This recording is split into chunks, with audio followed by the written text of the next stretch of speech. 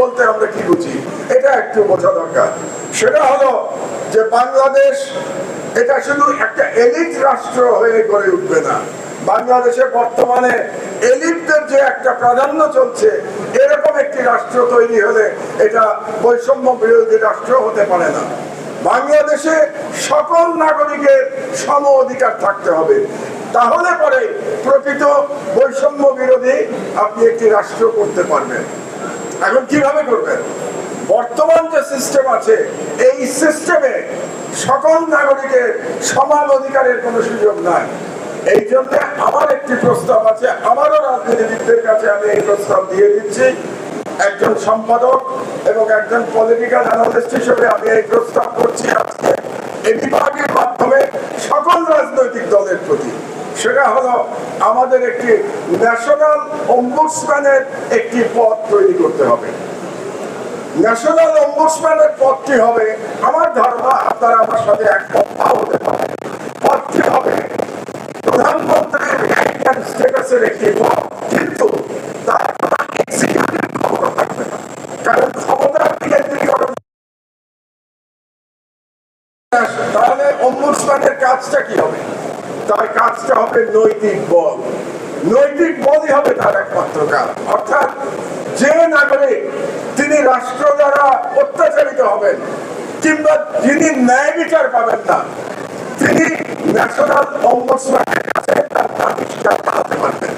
National ombudsman তার নালিশটা নিয়ে তিনি জাতিকে জানাতে পারবেন যে অমুক ব্যক্তি রাষ্ট্র দ্বারা নির্যাতিত হয়েছে, রাষ্ট্র তাকে তার ন্যায্য অধিকার দেয় নাই, নাগরিক হিসেবে তার যে অধিকার এটা দেয় নাই। তাহলে তিনি কোনো এটা বিচার করতে পারবেন না, কিন্তু তিনি পুরো রাষ্ট্রের কাছে একটা মরাল পজিশন নিয়ে আসতে পারবেন। এবং এই মরাল পজিশনটা থাকলে পরে যারা এক্সিকিউটিভে থাকবেন তাদের উপরে একটা চাপ তৈরি হবে। এই জন্য আমি মনে করি বৈষম্য বিরোধী রাষ্ট্র যদি প্রকৃতই আমাদেরকে করতে হয়, তাহলে ন্যাশনাল অম্বুডসম্যানের একটি পদ, এটা আমার তরফ থেকে আপনাদের কাছে প্রস্তাব।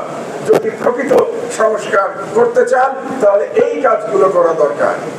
এখানে কে ক্ষমতায় যাবে, এটা কি পিআর পদ্ধতিতে হবে নাকি সরাসরি ভোটে হবে, এগুলো সব তাত্ত্বিক প্রশ্ন, টেকনিক্যাল প্রশ্ন।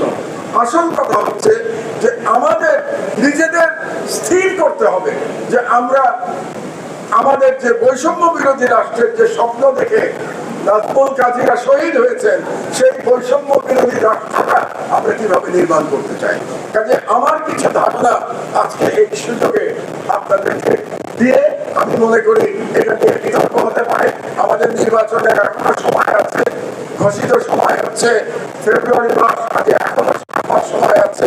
কাজে যে প্রস্তাবগুলো আমি দিলাম এই 7 মাসের মধ্যে হয়তোবা রাজনীতিবিদরা এগুলোকে যুক্তিযুক্ত মনে করলে তারা একটা সিদ্ধান্তে আসতে পারেন এবং দরকার হলে জনগণের কাছ থেকেও তারা মতামত দিতে পারেন এই প্রস্তাবগুলো গ্রহণযোগ্য কিনা। আমার বক্তব্য আমি দীর্ঘায়িত করবো না, কারণ সভাপতির বক্তব্য আমি শুনতে চাচ্ছি। শুধু